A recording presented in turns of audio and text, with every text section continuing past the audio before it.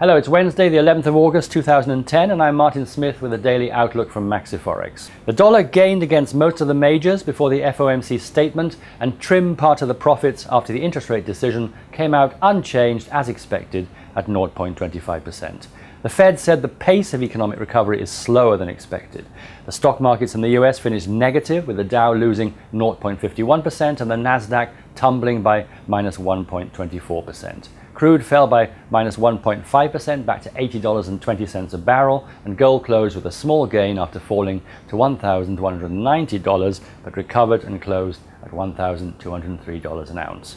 Today, the trade balance is expected at minus 42.5 billion versus minus 42.3 billion previously. The federal budget balance is expected at minus 167.6 billion versus minus 68.4 billion prior. The euro weakened against the dollar, breaking the 131 zone, but jumped back to 132 zones after the Fed announced a continuation of measures to stop the economic slowdown. As the Asian markets opened, it dragged the euro back to 131 areas. German CPI came out at 0.3%, better than expected 0.25%. Trading below the support level of 131.30 keeps the momentum negative for the pair. Overall, the dollar-euro traded with a low of 130.73 and a high of 132.32. No economic data is expected today. The pound lost gains to the dollar, reaching 157, but jumped back to 159 after the Fed interest rate decision. As the Asian markets opened, it dragged sterling back to 158. The trade balance came out at minus 7.4 billion, better than expected minus 7.7 billion. Overall, the pound dollar traded with a low of 157.08 and a high of 159.06.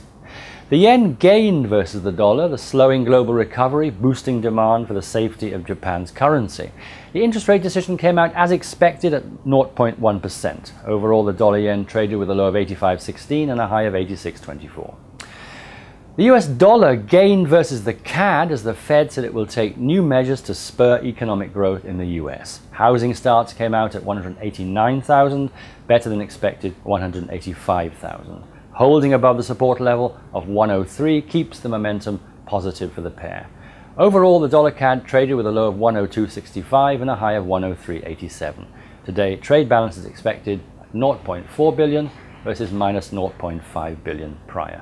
That's it from me. Be sure to visit us at maxiforex.ru.